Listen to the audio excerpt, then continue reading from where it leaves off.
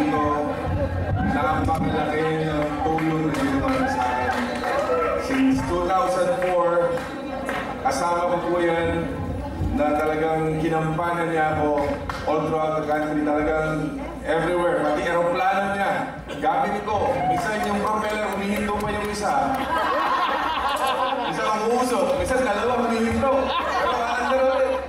Pero yung aeroplano na yun, naikot ko ang buong Pilipinas. Kaya, naging, kung pangalawa lamang ko, nag-number 1 na ako. So, tatay, hindi kita